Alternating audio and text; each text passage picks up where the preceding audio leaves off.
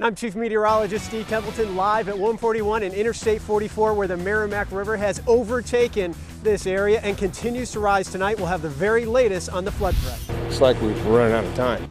Arnold homeowners are feverishly trying to save everything they own. As many as 150 houses could soon be sitting in water. We're also live in the storm mode Silverado as traffic jams build and a major portion of I-44 many people drive every day is shut down. From Jefferson County to St. Louis and St. Charles County. And the Metro East, we have live team coverage tracking every angle of flooding troubles. Live from KMOV, this is News 4 at 5. Sky Zoom 4 capturing just unbelievable flooding images like these all day. Our chopper now live above Eureka, where businesses, homes, and roads are all underwater. Our News 4 crews are live in several of the hardest hit areas tonight. Rob Sneed is in Pacific, tracking Governor Jay Nixon's tour of flood damage. Lauren Posen is in Valley Park, where a lot of anxious eyes are on the levee there. And our Russell Kinsall is in Jefferson County, where officials are warning residents this could be the worst flooding in a town's history. And of course, our chief meteorologist, Steve Templeton, is live near 44 and 141 tonight. Steve. And it's been bad news here. The Merrimack River at Valley Park and at Arnold both had the forecast crest raised this afternoon.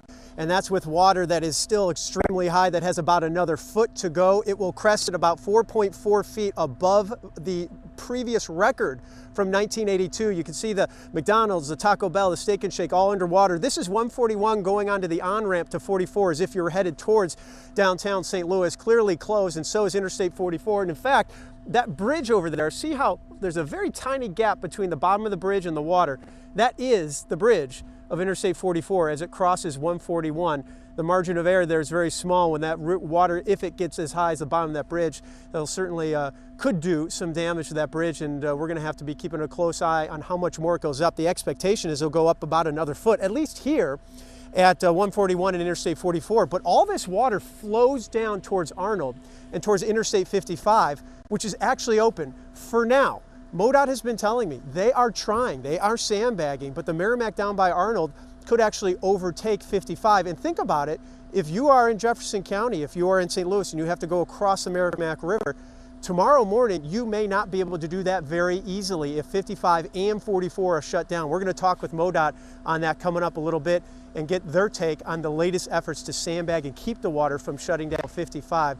That's the latest. I'm Steve Templeton at 41 and 141 and Interstate 44.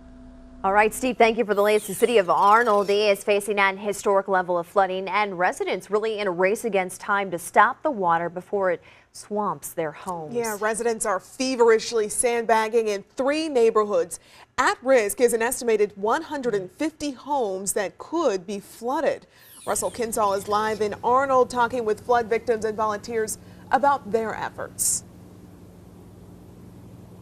Well, the Merrimack River is out of its banks, way out of its banks, and it's still rising. The rooftops that you see behind me, that is a neighborhood north of Starling Airport Road. That's the neighborhood that will get hit the hardest. And that's why they took the news really hard when they found out that the Merrimack River was going to crest 2 feet higher than the historic level back in 1993. Stacy Robinson told me that the floodwater came close to her father's house on Starling Airport Road back in 93, but it didn't get in. This time around, they're trying to prepare for a much worse situation and hope to create a wall of sandbags around the house. Volunteers are using muscle and a little creativity to get the job done, but the house is getting squeezed from both sides. A creek behind it and the Merrimack River creeping closer from the front. And it's coming across the street down there. The creek's coming up like crazy. We just need a lot of help, and anybody out there would be very appreciated.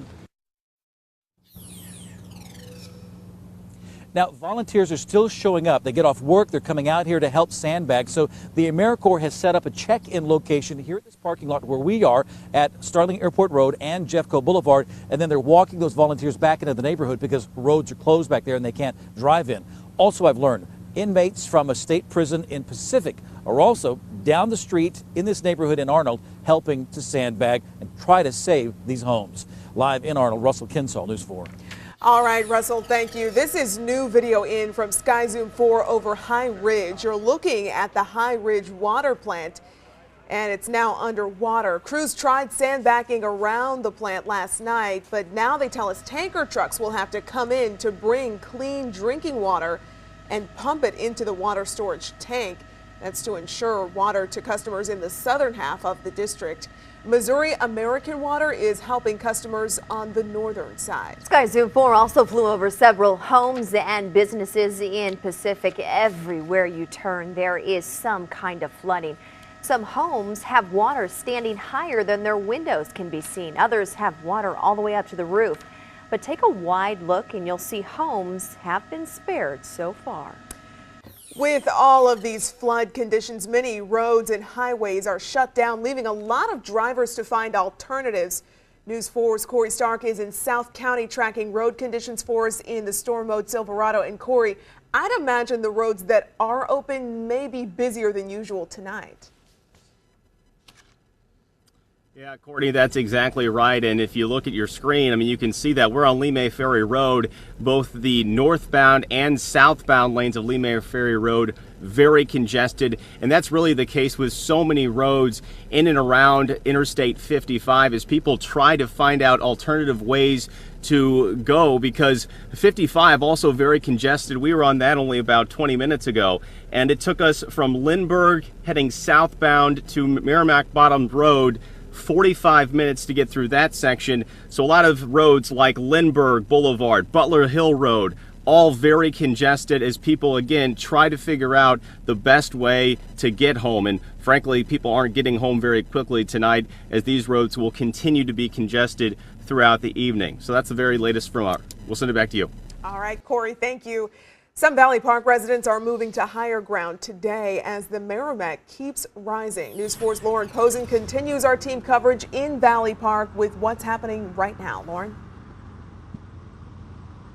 That's right. Earlier this morning, many people that live in Valley Park were evacuated. But let me tell you what's going on right here. You might notice behind me there's a street closed here, and it is at the corner of Route 141 and Marshall Road. And this is not because of any threat for flooding. This is because officials, they don't want people coming over here to look at the river. You can actually see it at a high vantage point here, but they don't want people doing that. It's a very dangerous thing to do, so they have this all blocked off here. Police are turning cars away. Now, this is just one of many situations we've seen throughout the day here. It almost looks like a ghost town in this part of Valley Park. Businesses are closed, and of course roads are blocked off all over. Drivers can't get around I-44 and Route 141, and that's because it's flooded. Water is so high. It's been closed since early this morning, and MoDOT expects it to stay closed for at least the next couple of days. They told me also I might have to turn around in Union because Union is supposed to be underwater also. So I guess my best bet is to go back home. I wanted to see what 44 looked like because in 2008 you could just see 44 and 141 completely under. Now, I spoke with the mayor of Valley Park today throughout the day, and he tells me he's feeling very confident about the levee. He's working closely with the Corps of Engineers. But here's something to keep in mind. Once this water all does go down, and it will eventually, we're not out of the woods yet. Then we have more problems, the assessment of the damage left behind from the water, and also our roads here, potential for potholes and erosion. That's something MoDOT will be looking into. Live in Valley Park, Lauren Posen, News 4. Thanks, Lauren. You're looking at video now from Pontoon Beach, Illinois. There are now 7 Illinois counties under the disaster declaration because of this flooding. 6 of them are in our viewing area. Over 5 days, about 7 inches of rain fell in the counties of Calhoun, Jersey, Madison, Monroe, Randolph, and St. Clair. Missouri Governor Jay Nixon expects millions of dollars in damage following all of this flooding. Today he met with those in one of the hardest hit communities. News 4's Rob Sneed is live in Pacific with that part of our live team coverage. Well, Claire, the water is certainly high here in Pacific. I'm live here on the corner of Neosho and Osage. You can see this road here completely covered, and police, they do have this area blocked off, preventing cars and other traffic from moving through. Now, Governor Nixon spoke directly with residents and local leaders about the progress being made, and he also saw images such as the one you're looking at right now. He wants everyone to be safe. News 4, we were right there as Governor Nixon visited with this community as they stacked sandbags. Now, This event brings back so many memories of previous floods, and Nixon wants to remind everyone in our area again to be safe. He's met with state leaders, city leaders, county leaders to highlight the progress made thus far. Nixon also commended them on their hard work and dedication. Now, this event has already caused mass evacuations in the region, and once the water moves out, Nixon says there will be millions of dollars in damage left behind. Could you talk about the importance of estimating the damage correctly and also the reimbursement with FEMA?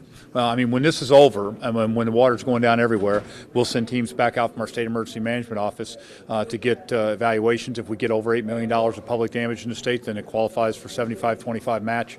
A storm of this magnitude, clearly I think we're going to get there.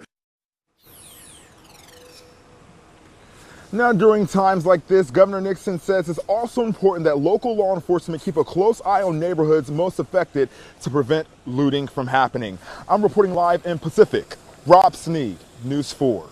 Rob, thank you. Some of these smaller rivers causing problems like the Burbus in Union are seeing water levels fall off, thankfully. However, we are still seeing rising waters and record-setting levels on the Merrimack, the Illinois, and Mississippi. Meteorologist Megan Danahay has an up-to-the-minute look at where we stand. Megan? It's a full-time job trying to keep up with current water levels. We still have rising water in some locations. Other locations are seeing falling water levels, but at Valley Park, that is where we have seen the water continue to rise. In fact, just that last hour, Steve's report, we were still at 42.8, but now we're up over 43 feet. The old record is 39.7. The Merrimack River will crest here at Valley Park tonight between midnight and 6 a.m., still at 44.1 feet, so it's still going to crest pretty high for us. This is a look at all of our major rivers. They are all in major flood right now. Other locations along the Merrimack River, we've had a crest now at Pacific. That's cresting right now at Eureka. We're very close to a crest. We're close to 46 feet. The old record, 43 feet there, just about. Arnold is going to crest tomorrow. It's going to take a while for that water to get over to Arnold, so we're going to see that cresting a little bit later, probably tomorrow around lunchtime. North along the Mississippi, the Illinois, we're in major flood, but we are below record levels. We might see a near record crest down at Chester as we head through Friday. Mainly Friday afternoon and evening. That's the latest on the rivers. We've got a dry forecast. I'll walk you through it coming up. All right, Megan, thank you. Because of this historic flooding and its impact on so many of our communities, we are taking action to help people in need. KMOV Cares is teaming up with the American Red Cross and Regions Bank to raise funds for local flood relief.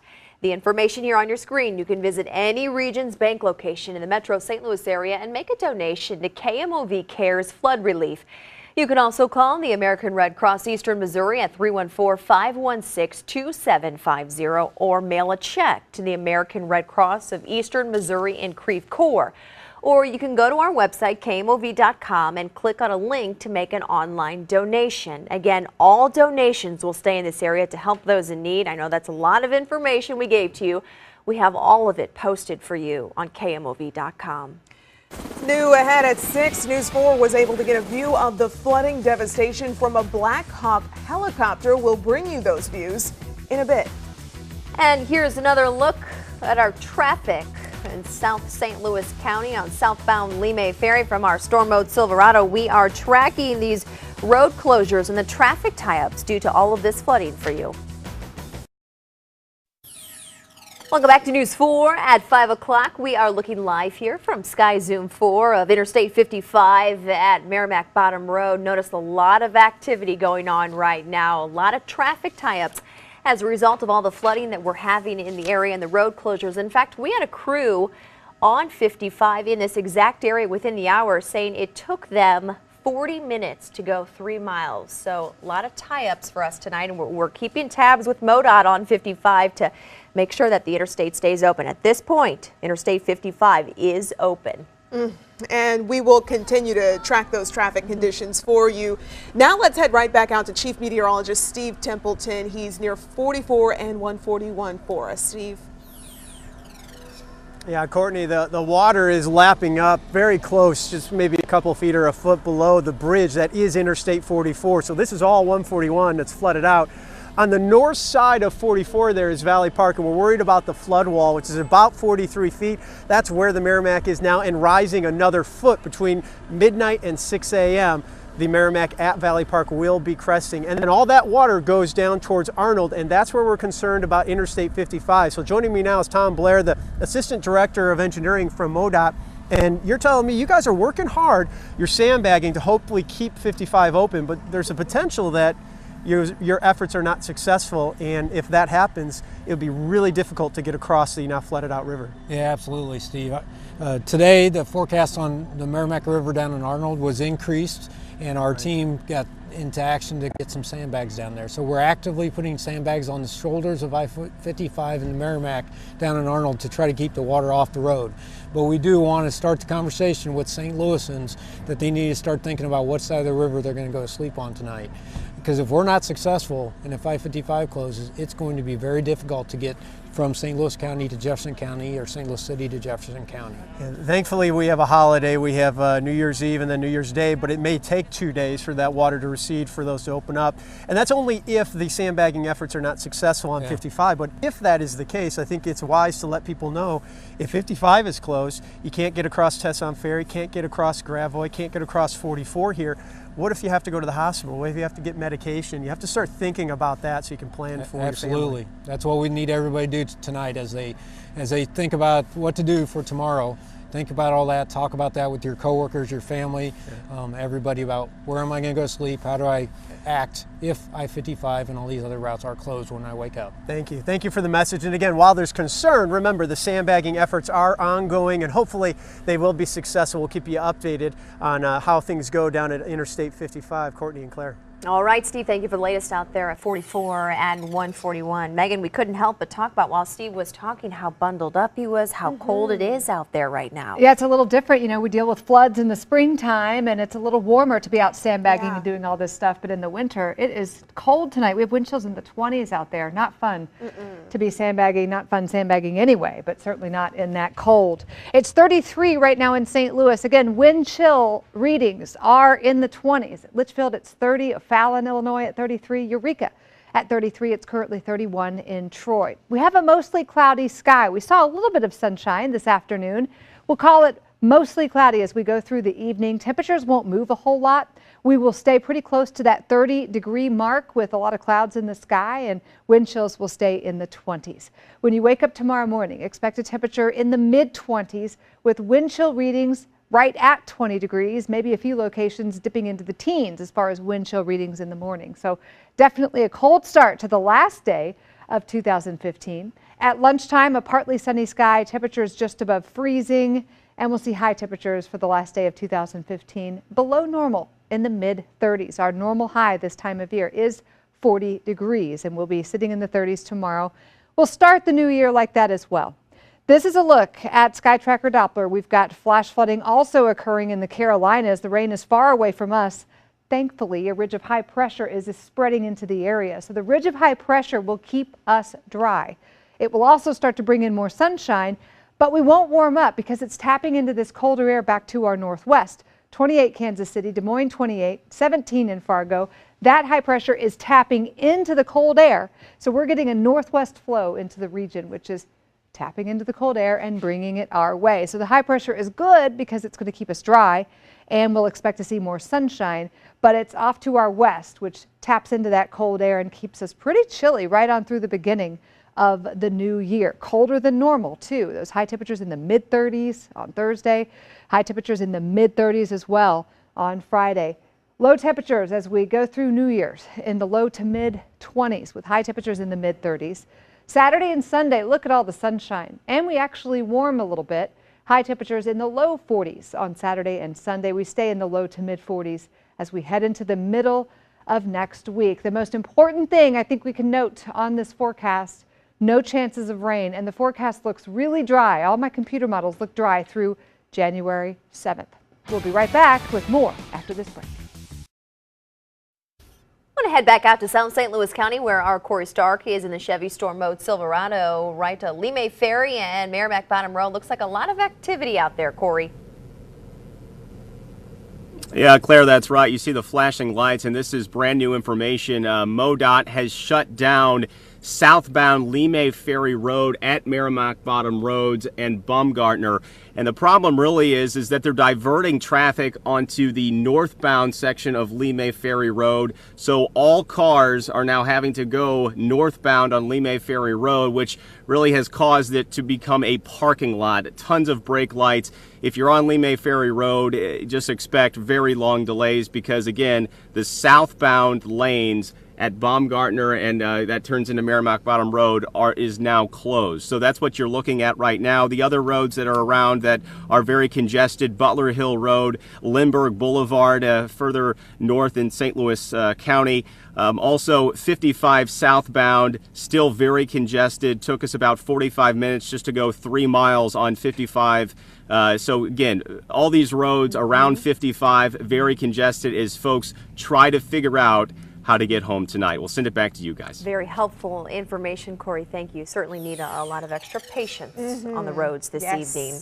Mandatory evacuations are underway in Valley Park as floodwaters threaten homes and businesses. News 4's Mike Colombo continues our team coverage. He reports from Valley Park where people are moving to higher ground.